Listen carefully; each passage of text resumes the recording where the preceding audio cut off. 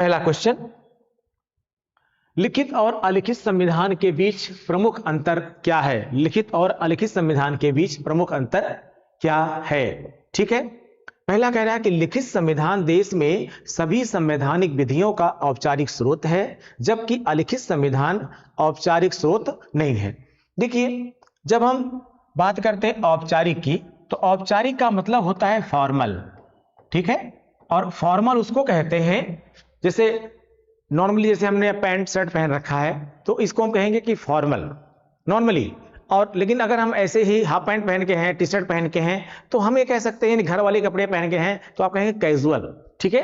और दूसरी चीज यहां पर क्या है, कैजुअल से मतलब यहां पर लेकिन नहीं है, हम फॉर्मल उसे कहते हैं जिसका एक ब्लूप्रिंट होता है, जिसका एक आधार होता है, वो राइटिंग में होता है, लिखित में होता है, और ठीक है ना।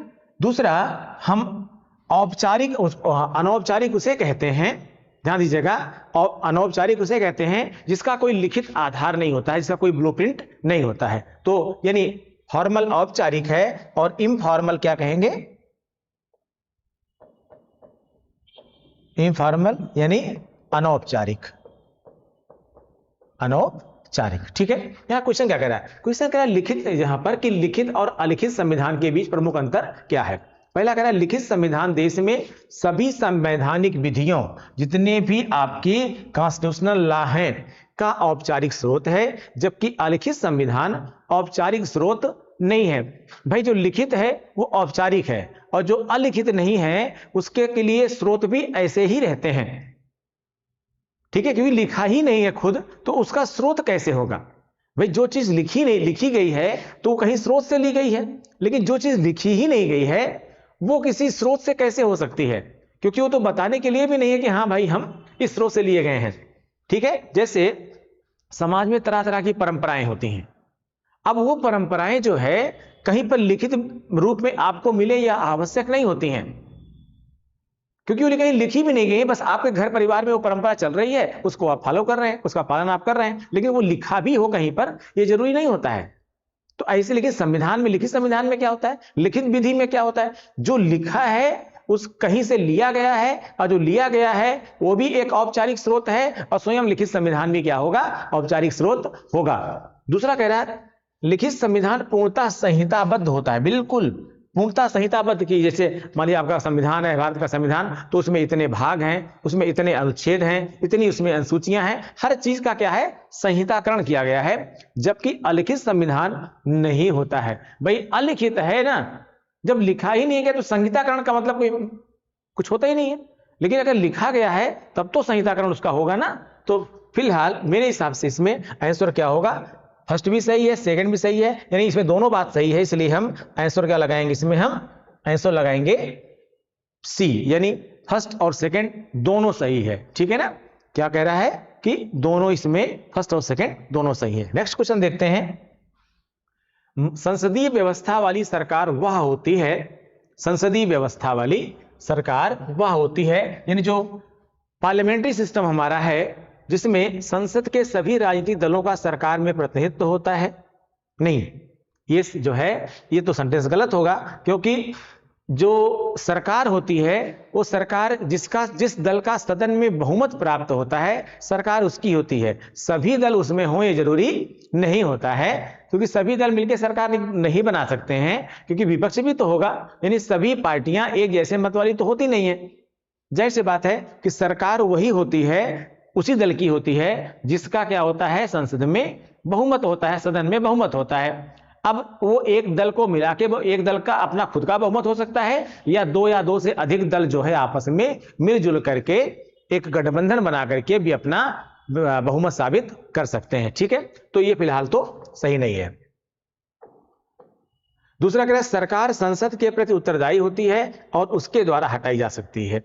ये बात तो सही है, ये बात सही है। सरकार जो है, देखिए सरकार जो भारतीय लोकतंत्र का की व्यवस्था है उसमें सरकारें जो होती हैं वो संसद के प्रति उत्तरदायी होती हैं, यानी संसद के प्रति जवाबदेह होती हैं, और संसद के प्रति वो क्या होती हैं, जवाबदेह होती हैं, और अगर सदन में उनका बहुमत नहीं है, किसी भी कारण से अगर सदन में उनका बहुमत नहीं है तो सदन क्या करेगा, उनको जो है अविश्वास प्रस्ताव के माध्यम से हटा भी देगा या अन्य प्रस्ताव के माध्यम से वो, यानी संसद में बहुमत है तो ही सरकार का अस्तित्व है, और संसद में बहुमत नहीं है तो सरकार का अस्तित्व भी क्या होगा, नहीं होगा। इसमें सी कह रहा है सरकार लोगों के द्वारा निर्वाचित होती है और उसके द्वारा हटाई जा सकती है। संसदीय व्यवस्था के संदर्भ में अगर देखा जाए तो ये तो सही है कि संसद के प्रति उत्तरदायी होती है और उसके द्वारा हटाई जा सकती है, लेकिन सी कह रहा है कि सरकार लोगों के द्वारा निर्वाचित होती है और उनके द्वारा हटाई जा सकती नहीं। सरकार लोगों के द्वारा संसदीय व्यवस्था में निर्वाचित तो होती है लेकिन उनके द्वारा हटाई नहीं जा सकती है। क्यों नहीं हटाई जा सकती है? क्योंकि हमारे यहां निर्वाचन की व्यवस्था तो है लेकिन उनको वापस बुलाने की कोई व्यवस्था नहीं है। ठीक है, इसका मतलब ये विकल्प गलत है। डी कह रहा है कि सरकार संसद के द्वारा चुनी जाती है किंतु निर्धारित समयावधि के पूर्ण होने के पूर्व हटाई नहीं जा सकती है। नहीं, पहले चीज सरकार का चुनाव संसद में नहीं होता है। ठीक है, संसद में सरकार का चुनाव नहीं होता है, और अगर इस आधार पर कह सकते हैं कि चुनाव होता है कि सदन में बहुमत प्राप्त दल को सरकार बनाने का अवसर दिया जाता है या सरकार वही बनाता है, तो यह हो सकता है, लेकिन उसको समयावधि पूर्ण होने के पूर्व हटाई नहीं जा सकती है। ऐसा नहीं हो सकता भाई। अगर 5 साल कार्यकाल होता है सरकार का भारत में, लेकिन अगर उसने किसी भी कारण से सदन का बहुमत 5 साल से पहले किसी भी आधार पर खो दिया है तो वो सदन से वो सरकार अस्तित्व में नहीं रहेगी। तो या तो उसको स्वयं त्याग पत्र देना पड़ जाएगा या फिर जो है वो खुद भी अपना त्याग पत्र यानी या तो उनको संसद क्या करेगी, बहुमत से हटा देगी, लोकसभा बहुमत से हटा देगी, या फिर उनको स्वयं ही इस्तीफा देना पड़ जाएगा, या स्वयं अभी अपने आप भी इस्तीफा दे करके वो हट सकते हैं। तो ये भी ऑप्शन क्या है, फिलहाल गलत है। इसका मतलब क्या होगा इसमें, इसका मतलब यह है कि इसमें बी सही है। संसदीय व्यवस्था वाली सरकार वह होती है जिसमें सरकार संसद के प्रति उत्तरदायी होती है और उसके द्वारा हटाई जा सकती है, और उसी के द्वारा हटाई भी जा सकती है। ठीक है, अगला क्वेश्चन देखते हैं हम लोग। भारतीय संघीय व्यवस्था में कौन से एकात्मक तत्व पाए जाते हैं? भारतीय संघीय व्यवस्था में कौन से एकात्मक तत्व पाए जाते हैं? यहां 2 शब्दों को पहले समझ लीजिएगा। यहां एकात्मक का मतलब क्या है और संघात्मक का मतलब क्या है। एकात्मक का मतलब क्या है और संघात्मक का मतलब क्या है। देखिए, जब हम एकात्मक की बात करते हैं, जब हम एकात्मक की बात करते हैं तो इसका मतलब यह होता है कि ऐसा कोई भी अधिकार या व्यवस्था जिसमें सारा का सारा अधिकार, ठीक है, या वो व्यवस्था केंद्र की ओर झुकी हुई है। यानी अगर केवल केंद्रीय सरकार के पास, संघीय सरकार के पास अधिकार वो है तो उसे क्या कहेंगे हम, एकात्मक। लेकिन अगर ऐसी कोई व्यवस्था जिसमें संघ यानी केंद्र के साथ साथ राज्यों के पास भी अधिकार है तो उसे हम क्या कहेंगे, संघीय व्यवस्था। ठीक है, अब इसी आधार पर देखिएगा, आपको कह रहा भारतीय संघीय व्यवस्था में कौन से एकात्मक तत्व पाए जाते हैं। अब अगर इस आधार पर देखा जाए तो लिखित संविधान एकात्मक तत्व है? नहीं। कठोर संविधान, ये भी एकात्मक तत्व नहीं है। राज्यपाल की सर्वोच्चता, बिल्कुल नहीं। राज्यपाल की नियुक्ति, ये है। ये क्या है बेटा, क्योंकि एकात्मक तत्व पूछ रहा है ना। क्या पूछ रहा है, एकात्मक तत्व पूछ रहा है। तो राज्यपाल की नियुक्ति एकात्मक है। क्यों? क्योंकि राष्ट्रपति केंद्र में है, राष्ट्रपति को अधिकार होता है कि वो राज्यपाल की नियुक्ति कर सकता है और जब चाहे राज्यपाल को वापस भी बुला सकता है, किसी और राज्य में उनको स्थानांतरित भी कर सकता है। इसमें राज्यों की कहीं कोई भूमिका नहीं होती है। यद्यपि सरकारिया आयोग ने ये रिकमेंडेशन अपनी दी हुई है कि कुछ मामलों में जिस राज्य में राज्यपाल बना रहे हैं उस राज्य के मुख्यमंत्री से थोड़ा परामर्श कर लिया जाए। ये भी उसने दिया हुआ है कि उस राज्य का जिस व्यक्ति को जिस राज्य में राज्यपाल बनाया जा रहा है उसका संबंध उस राज्य से नहीं होना चाहिए, वह सेवानिवृत्त नौकरशाह नहीं होना चाहिए, वह कोई आर्मी ऑफिसर रिटायर्ड नहीं होना चाहिए। ये सब रिकमेंडेशंस हैं सरकारी आयोग की, लेकिन कोई भी रिकमेंडेशन सलाह सरकार माने ये जरूरी नहीं होती है। सरकार कभी कभी मानती भी है, कभी कभी नहीं भी मानती है, लेकिन ये पूरी तरह अधिकार किसके पास है फिलहाल, ये जो है ये राज्यपाल का जो की नियुक्ति का प्रावधान है वो पूरी तरह से किसके पास है? केंद्र के पास है। इसका मतलब क्या है? ये एकात्मक हो जाएगा। दूसरा, शक्तियों का विकेंद्रीकरण। भाई अगर शक्तियों का विकेंद्रीकरण किया गया है, अगर शक्तियों का विकेंद्रीकरण किया गया है तो तब तो फिर वो संघात्मक में आएगा, क्योंकि उसमें राज्य को भी अधिकार है और केंद्र को भी अधिकार है। भाई शक्तियों का विकेंद्रीकरण कैसे किया गया है? हमने क्या किया है? सूचियां बनाई हुई है, शक्तियों के कार्यों अधिकारों के सूचियां बनाई हुई है। एक केंद्र सूची, एक राज्य सूची और तीसरी समवर्ती सूची स्पष्ट किया गया है। जाहिर सी बात है कि ये भी हमारा नहीं है, ठीक है, एकात्मक का लक्षण नहीं है, तो संघात्मक का लक्षण हो गया। फिर कह रहा है अगला 6 नंबर कि राज्य विधेयकों पर राष्ट्रपति की स्वीकृति। हाँ, ये भी एकात्मक है। कैसे एकात्मक है? एक्चुअली आप जानते हैं कि व्यवस्था क्या बनाई गई कि अगर किसी मामले में राज्यपाल को ऐसा लगता है कि जो विधानमंडल ने विधेयक पारित किया हुआ है, इस विधेयक पर राष्ट्रपति की सहमति की आवश्यकता है, तो ऐसे में वो उस विधेयक को राष्ट्रपति को संदर्भित कर सकता है। अब राष्ट्रपति का इस पर निर्णय जो है वो केंद्रीय मंत्रिपरिषद के परामर्श पर निर्भर करता है। उसमें ना तो राज्यपाल की और ना ही राज्य विधानमंडल की कोई भूमिका होती है। तो ये व्यवस्था क्या कही जाएगी? एकात्मक कही जाएगी। 7वां कह रहा है संवैधानिक संकट। संवैधानिक संकट जहां तक बात है, संवैधानिक संकट भी एकात्मक है, ठीक है। संवैधानिक संकट का मतलब होता है अनुच्छेद 356। अब यानी अनुच्छेद 356, इसी को हम संवैधानिक संकट भी कहते हैं, राज्यों का आपात भी कहते हैं, राष्ट्रपति शासन भी कहते हैं, राज्यपाल शासन भी कहते हैं, ठीक है। अब अगर किसी राज्य में राज्य सरकार ने अपना बहुमत खो दिया है, फिर भी वो त्यागपत्र नहीं दे रही है, या किसी राज्य की सरकार ने जो है सरकार वो कानून व्यवस्था की स्थिति को संभाल नहीं पा रही है, वहां पर थोड़ा गड़बड़ हो गई है, या कुछ अन्य परिस्थितियां ऐसी हो गई हैं जिनसे यह साबित होता है कि राज्य का जो शासन संचालन है वो संवैधानिक प्रावधानों के अनुसार नहीं हो रहा है, तो ऐसे में राज्य के राज्यपाल की लिखित सिफारिश पर राष्ट्रपति केंद्रीय मंत्रिपरिषद के परामर्श पर उस राज्य में राष्ट्रपति शासन की उद्घोषणा कर सकता है। ये प्रावधान और ये अधिकार पूरी तरह से, चूंकि राज्यपाल भी केंद्र का ही है, ऐसे में ये अधिकार संवैधानिक संकट से संबंधित अनुच्छेद 356 से संबंधित ये किसके पास है? केंद्र के पास है। और ऐसी कोई भी शक्ति जो केवल केंद्र के पास है उसे क्या कहा जाएगा? एकात्मक शक्ति कहा जाएगा या एकात्मक तत्व कहा जाएगा। तो ये भी होगा। एक सर्वोच्च न्यायालय नहीं, सर्वोच्च न्यायालय भी एकात्मक नहीं होगा, बिल्कुल एकात्मक नहीं होगा। क्यों नहीं होगा?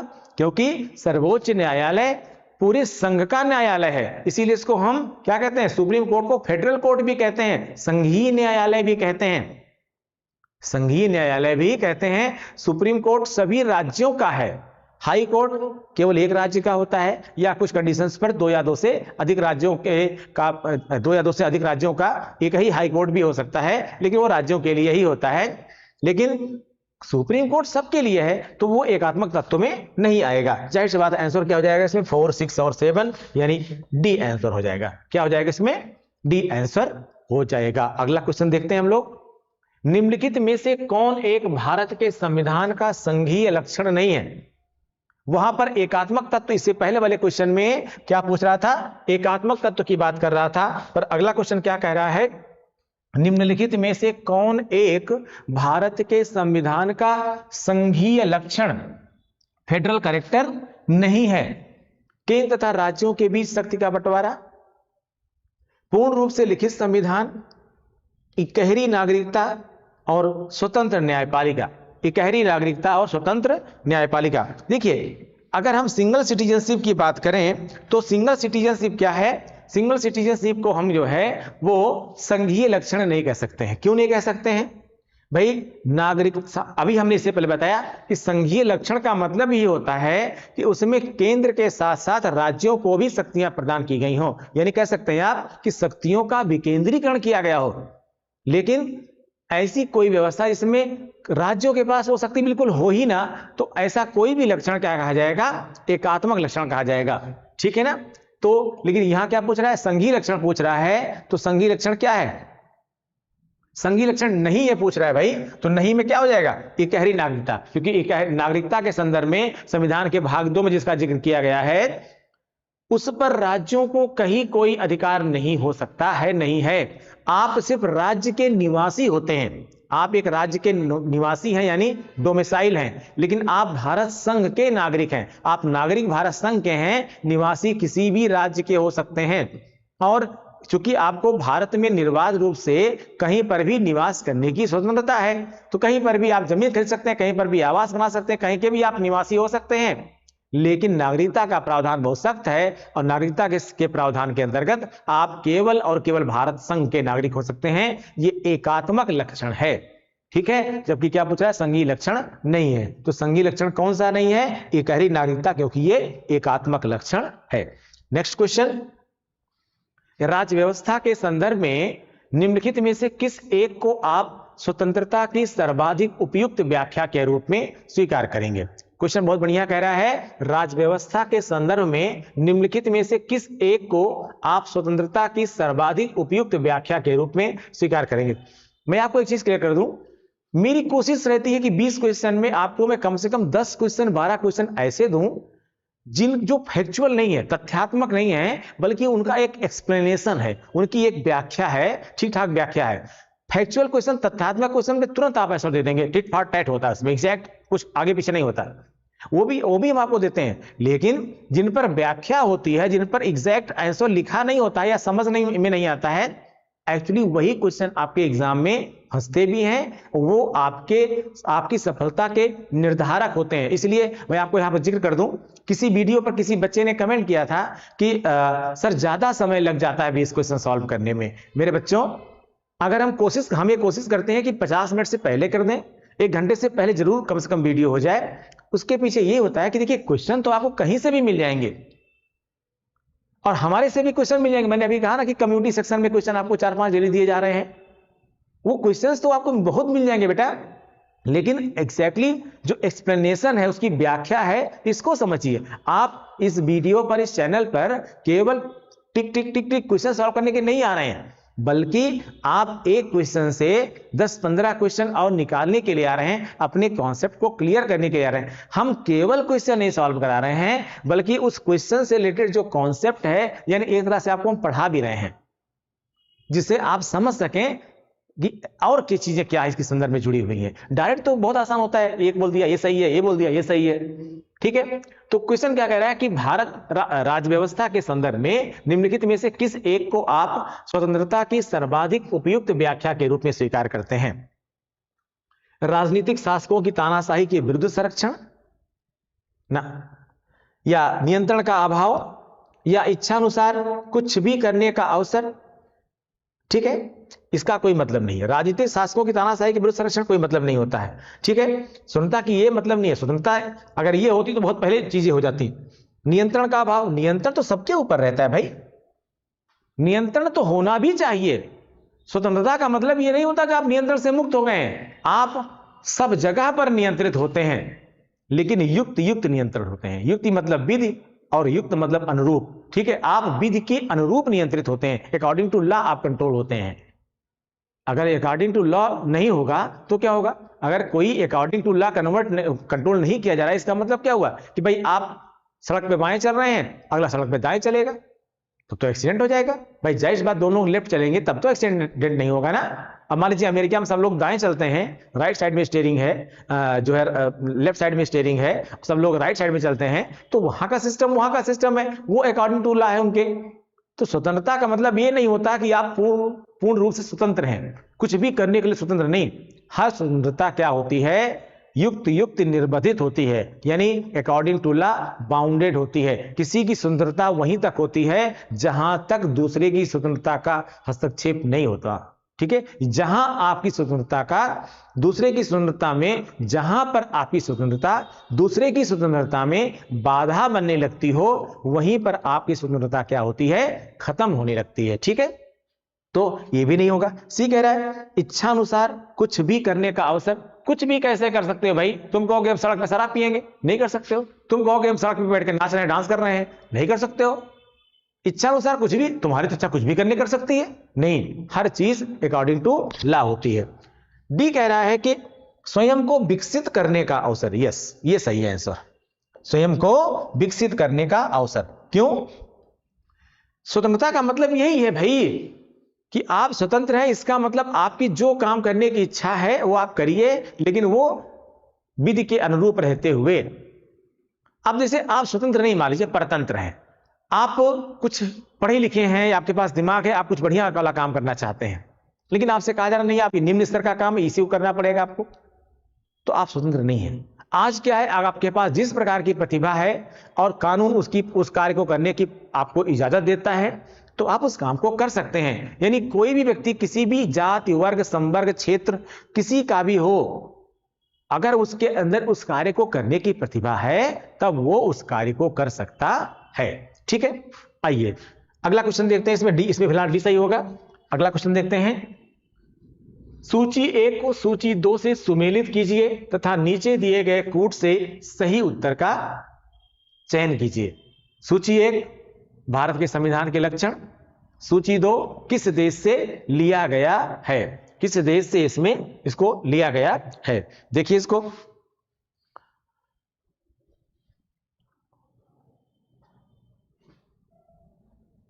मूल अधिकार किससे लिया गया है? संयुक्त राज्य अमेरिका से लिया गया है। ठीक है, यानी ए का 2 हो जाएगा। ठीक है, शासन की संसदीय प्रणाली जो ली गई है वो संयुक्त राज्य, ये कहां से, ये यूके से ली गई है, यूनाइटेड किंगडम से ली गई है। ठीक, आपात उपबंध जो लिए गए हैं वो जर्मनी से लिए गए हैं, बिल्कुल सही है, यानी सी का 4 हो जाएगा। किस में आ रहा है सी का 4? 2 में आ रहा है। 1 किस में आ रहा है? 2 में आ रहा है। ये इसका अगला देखना पड़ेगा।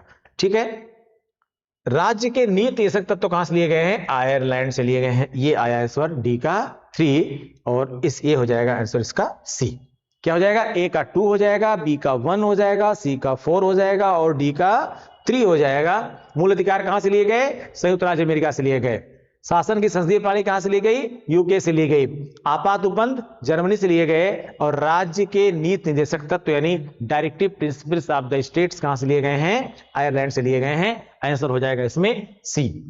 अगला क्वेश्चन, भारतीय संविधान के विषय में निम्नलिखित कथन निम्न में से किसका है?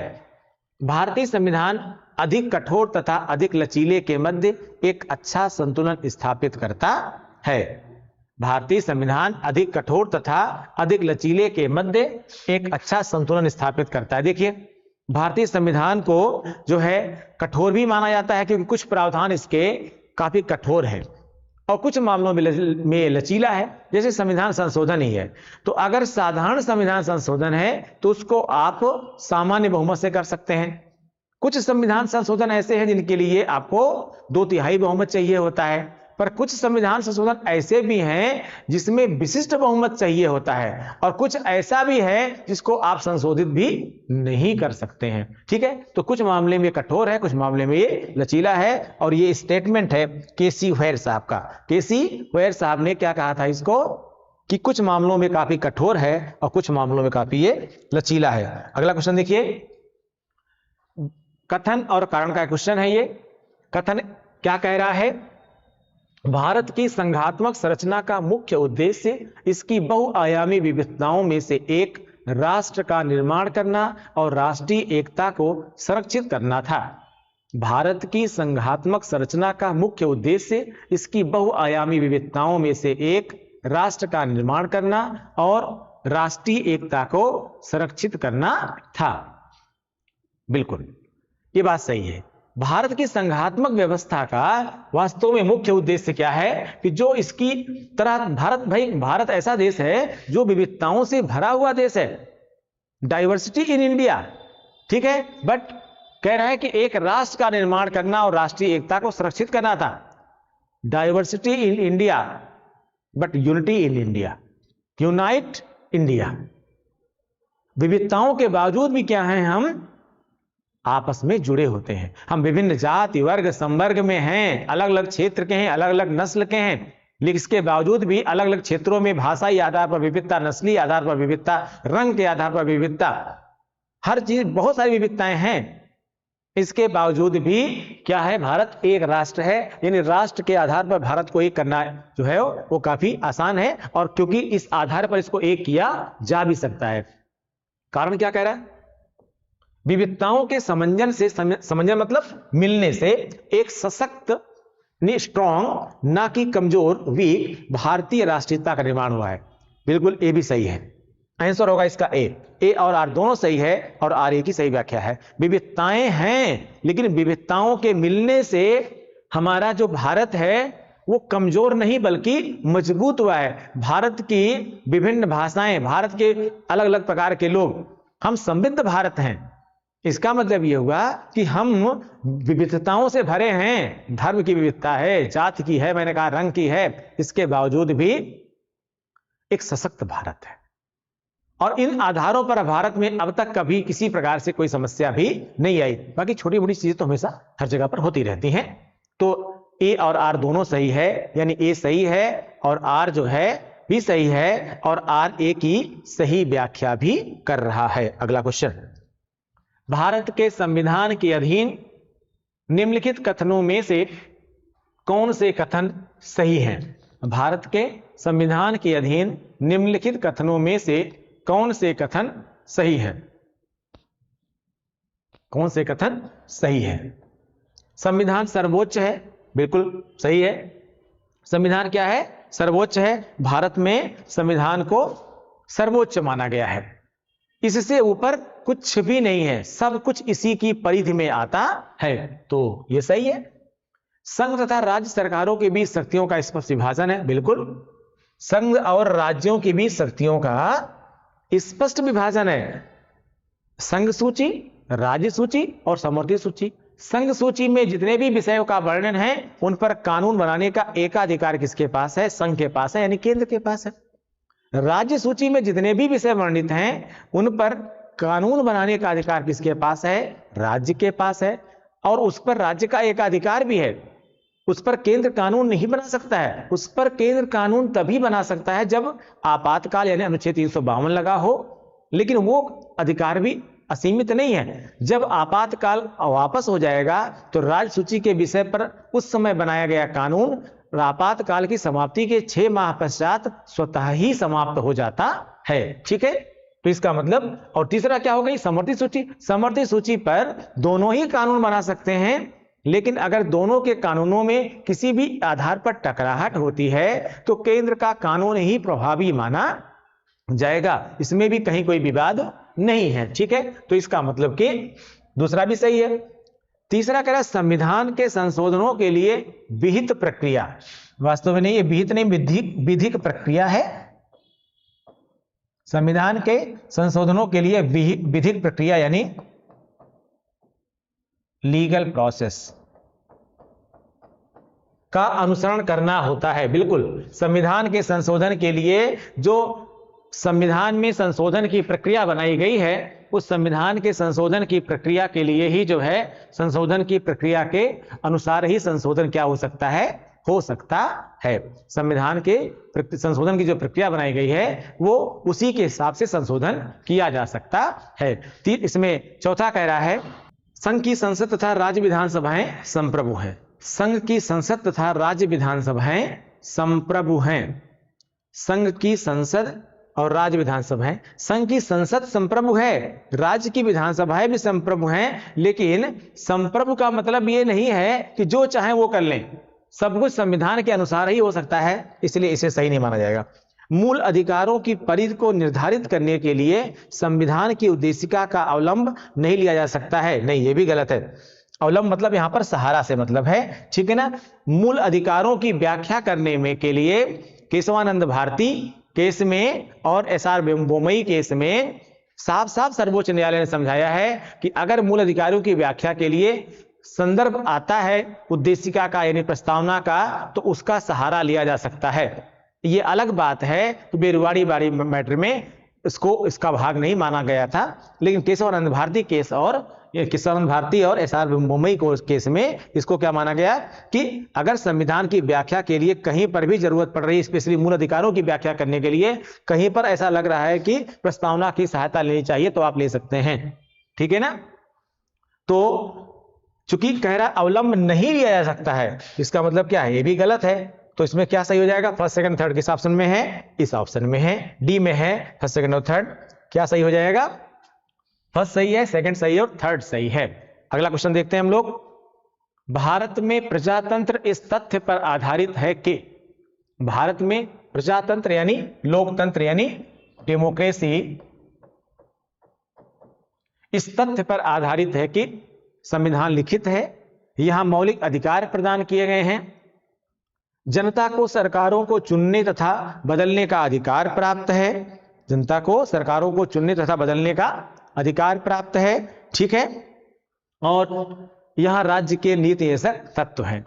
एक्चुअली डेमोक्रेसी का मतलब ही होता है, प्रजातंत्र का मतलब ही होता है, प्रजातंत्र का मतलब ही होता है कि जनता के पास ये अधिकार होता है कि वो जब चाहे सरकार को, यानी जिस सरकार का को चाहे चुने, यानी अगली बार उसको मौका दे या ना मौका दे।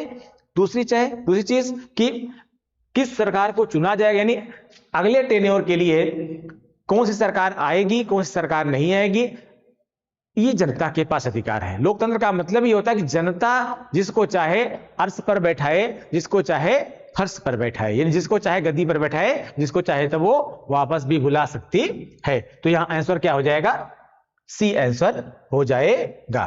क्या आंसर हो जाएगा इसका, सी आंसर हो जाएगा। नेक्स्ट क्वेश्चन क्या कह रहा है, भारतीय संविधान की प्रस्तावना में उल्लिखित शब्दों का निम्न में से कौन सा क्रम सही है। भारतीय संविधान की प्रस्तावना में उल्लिखित शब्दों का निम्न में से कौन सा क्रम सही है। गणतंत्र जनवादी नहीं, सार्वभौम सत्ता संपन्न ये बिल्कुल नहीं, सार्वभौम सत्ता संपन्न भी नहीं, संपूर्ण प्रभुत्व संपन्न समाजवादी पंथ निरपेक्ष लोकतंत्रात्मक गणराज्य। हम भारत के लोग भारत को एक संपूर्ण प्रभुत्व संपन्न समाजवादी पंथ निरपेक्ष लोकतंत्रात्मक गणराज्य बनाने के लिए तथा उन सब में, तो एक प्रोसेस में अगर देखा जाए तो आंसर क्या सही हो जाएगा इसका, डी आंसर सही हो जाएगा। ठीक है, तो इसमें 11 में क्या आंसर सही हो जाएगा, डी आंसर होगा। नेक्स्ट क्वेश्चन देखते हैं, भारतीय संविधान की प्रस्तावना के बारे में कौन सा कथन सही है। प्रस्तावना के बारे में कौन सा कथन सही है। समाजवादी धर्मनिरपेक्ष शब्द 1950 में लागू संविधान के अंश नहीं थे, सही है। जो प्रारंभ में संविधान आपका जो है वो बनाया गया था, उसकी प्रस्तावना में समाजवादी और धर्मनिरपेक्ष शब्द नहीं थे। जो 42वां संविधान संशोधन किया गया था, इस 42वें संविधान संशोधन के माध्यम से प्रस्तावना में क्या किया गया, समाजवादी और धर्मनिरपेक्ष शब्द को जोड़ा गया था। ठीक है, तो कह रहा है सही है, पूछ रहा है ना, इसलिए क्या होगा, ये सही है। उक्त शब्द वर्ष 1977 के संशोधन नहीं, उक्त शब्द वर्ष 1977 के संशोधन द्वारा जोड़े गए नहीं, ऐसा नहीं हुआ है। ये जो अमेंडमेंट हुआ था ये 1976 में हुआ था, 1976 में हुआ था। कह रहा उक्त शब्द वर्ष 1985 नहीं, ये भी गलत है, ये भी गलत है।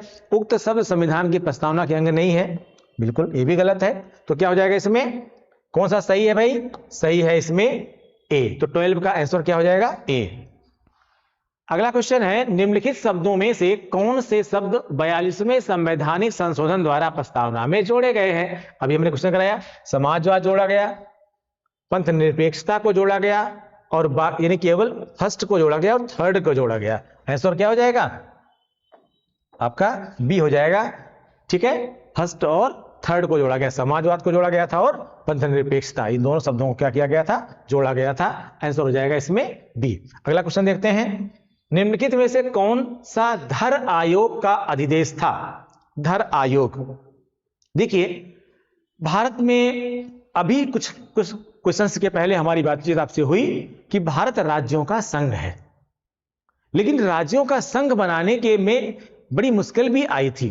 तो उसमें हुआ क्या कि जब स्वतंत्रता प्राप्त हुई तो आप जानते हैं अलग अलग राज्य थे, बड़े बड़े राज्य भी थे, प्रांत थे और रियासतें भी थी, यानी कुल उनको जो है अलग अलग श्रेणियों में बांटा भी गया था। तो उनको एक करके भारत संघ का निर्माण करना था। ठीक है, एक यूनियन बनाना था। उसके लिए एक बड़ी मुश्किल थी, किस आधार पर नए नए राज्य बनाए जाएं, यानी राज्यों का गठन किस आधार पर हो। तो उसके लिए क्या किया गया, यहां ध्यान से समझिएगा आप लोग, बल्कि हम एक पेज ले लेते हैं आपको समझाने के लिए। क्या किया गया, सबसे पहले एक धर आयोग बनाया गया। क्या बनाया गया, धर आयोग। ये धर आयोग है भाई, घर आयोग मत समझ लीजिएगा, ठीक है। धर आयोग बनाया गया, ये इसका गठन हुआ 1948 में। 1948 में, कब, जून 1948 में इसका गठन किया गया।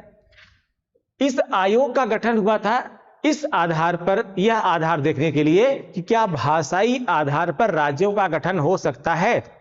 लेकिन धर आयोग ने किया उल्टा।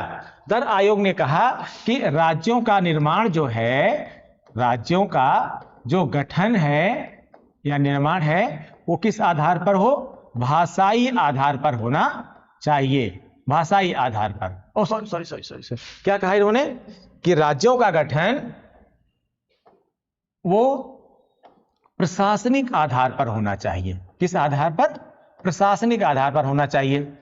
अब प्रशासनिक आधार को अगर देखा जाए तो प्रशासनिक आधार बिल्कुल सही आधार था, ऐसी बात नहीं है, लेकिन इसका विरोध होना तय था, क्योंकि भाषा के आधार पर लोगों को पृथक करना या एक करना दोनों ही थोड़ा मुश्किल संदर्भ था, ठीक है।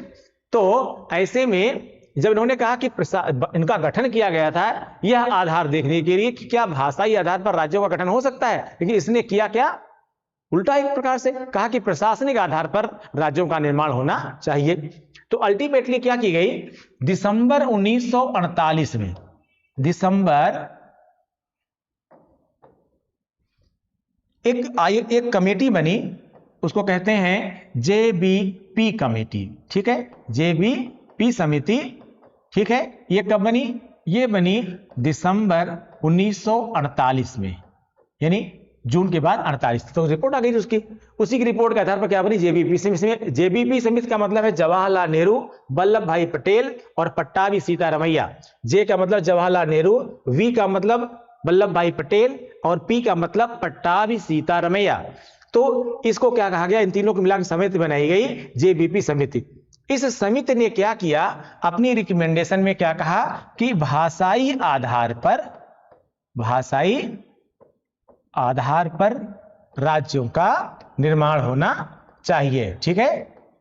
ये रिकमेंडेशन किसकी आई, जेबीपी कमेटी की आई। अल्टीमेटली बाद में क्या किया गया, इस आधार पर ही नए राज्य बनाए जाएंगे। उसके लिए क्या किया गया, राज्य पुनर्गठन आयोग का गठन किया गया।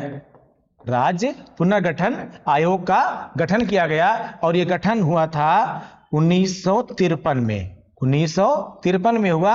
और इसके अध्यक्ष कौन थे, फजल अली, फजल अली साहब को क्या किया गया, इस आयोग का अध्यक्ष बनाया गया। राज्य पुनर्गठन आयोग का अध्यक्ष किसको बनाया गया, फजल अली को बनाया गया, ठीक है।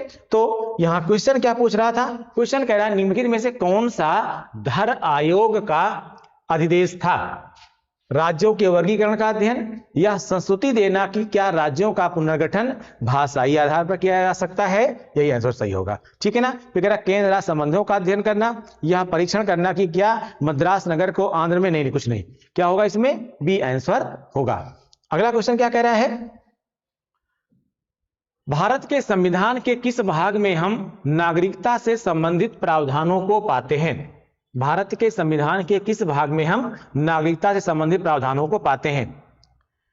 भाग एक आप जानते हैं संघ राज्य क्षेत्र के बारे में बात करता है, भाग दो ही किसके बारे में बात करता है, भाग दो ही नागरिकता के बारे में बात करता है। भाग दो जो हमारा है वो क्या करता है, नागरिकता के बारे में बात करता है, ठीक है। तो आंसर क्या हो जाएगा इसमें, बी आंसर हो जाएगा। भाग दो में नागरिकता के प्रावधानों, नागरिकता से संबंधित प्रावधान किए गए हैं। अगला क्वेश्चन है, भारतीय संविधान को उद्देशिका में वर्णित स्वतंत्रता, समानता और बंधुत्व आदर्श किस देश की क्रांति से लिया गया है। भारतीय संविधान में, भारतीय संविधान की उद्देशिका में वर्णित स्वतंत्रता, समानता और बंधुत्व, स्वतंत्रता, समानता और बंधुत्व आदर्श किस देश की क्रांति से लिया गया है। एक्चुअली ये लिया गया है फ्रांसीसी क्रांति से। कहां से लिया गया है? ये फ्रांसीसी क्रांति से लिया गया है। ठीक है, और इसको एक क्वेश्चन रिपीट भी किया गया है कि जो है स्वतंत्रता, समानता और बंधुत्व, ठीक है, किस क्रांति से प्रेरित था? तो कहां से प्रेरित था? ये फ्रांसीसी क्रांति से प्रेरित था। अगला क्वेश्चन क्या है? भारतीय संविधान की प्रस्तावना में देश के समस्त नागरिकों को कितने प्रकार के न्याय उपलब्ध कराने का लक्ष्य रखा गया है? भारतीय संविधान की प्रस्तावना में देश के समस्त नागरिकों को कितने प्रकार के न्याय उपलब्ध कराने का लक्ष्य रखा गया है? सामाजिक न्याय, आर्थिक न्याय, राजनीतिक न्याय, शैक्षणिक न्याय। एक्चुअली इसमें भाई सामाजिक न्याय की तो बात की ही गई है, राजनीतिक न्याय की भी बात की ही गई है, ठीक है ना, और आर्थिक न्याय की बात भी की गई है, सामाजिक, आर्थिक और राजनीतिक न्याय। शैक्षणिक न्याय की बात नहीं की गई है, ठीक है ना। ये वाला क्या है? गलत है। तो फर्स्ट, सेकंड और थर्ड आंसर क्या हो जाएगा इसका? डी आंसर हो जाएगा। नेक्स्ट क्वेश्चन है, निम्नलिखित उद्देश्यों में से कौन सा एक भारत के संविधान की उद्देशिका में सन्निविष्ट नहीं है? संविधान की उद्देशिका में सन्निविष्ट नहीं है। भाई पहले तो उद्देशिका थोड़ा समझ लीजिए आप। उद्देशिका जो हमारी है, उद्देशिका, इसी को हम क्या कहते हैं? और प्रस्तावना यानी प्रियम्बल। थोड़ा इसके बारे में आप लोग जान लीजिए। ये प्रियम्बल यानी उद्देशिका जो है, ये उद्देश्य प्रस्ताव जिसको आप कहते हैं, एक्चुअली ये उद्देशिका से संबंधित जितनी चीजें हैं इनको JL नेहरू साहब यानी जवाहरलाल नेहरू साहब ने ये सारी बातें कही हुई थी। लेकिन यानी जो एक उद्देशिका से संबंधित जो बातें हैं, यानी उद्देशिका का जो आइडिया है वो किसका था? विचार था वो जवाहरलाल नेहरू का था। लेकिन एक्चुअली इस विचार को मूर्त रूप देने का काम जवाहरलाल नेहरू साहब ने नहीं किया था। इस विचार को लिखित रूप या कह सकते हैं मूर्त रूप देने का जो काम किया था, उस समय संविधान सभा के संवैधानिक सलाहकार साहब थे VN राव। VN राव साहब ने बताया था कि जो संविधान की उद्देशिका है, जो संविधान की प्रस्तावना है, ठीक है, जो संविधान की प्रस्तावना है वो इस स्वरूप में आएगी। तो क्या कह रहा है कि निम्नलिखित उद्देश्यों में से कौन सा एक भारत के संविधान की उद्देशिका में सन्निविष्ट नहीं है, उसमें सम्मिलित नहीं है? विचार की स्वतंत्रता ये तो है, आर्थिक स्वतंत्रता ये भी है, अभिव्यक्ति की स्वतंत्रता और विश्वास की स्वतंत्रता। एक्चुअली इसमें जो डी है, विश्वास की स्वतंत्रता ये भी है, अभिव्यक्ति की स्वतंत्रता है ये भी है, लेकिन हम आर्थिक स्वतंत्रता की बात नहीं कहेंगे। कहीं पर भी आर्थिक स्वतंत्रता की बात नहीं की गई। एक जो है, अगर इसको एट द ग्लेंस देखा जाए तो कभी कभी लगता है कि हाँ ये है, जैसे अभी तुरंत हमको भी लग गया, नहीं ऐसा नहीं है। इसलिए नहीं है ये वाला ऑप्शन, क्योंकि आर्थिक न्याय की बात कही गई है, सामाजिक, आर्थिक और राजनीतिक न्याय की बात जरूर कही गई उद्देशिका में, लेकिन स्वतंत्रता की बात नहीं की गई है। जो स्वतंत्रता की बात है वो विचार की स्वतंत्रता है, वो अभिव्यक्ति की स्वतंत्रता है, वो विश्वास की स्वतंत्रता है, लेकिन वो आर्थिक स्वतंत्रता की बात नहीं है। तो क्या हो जाएगा इसमें? आंसर हो जाएगा इसमें वी।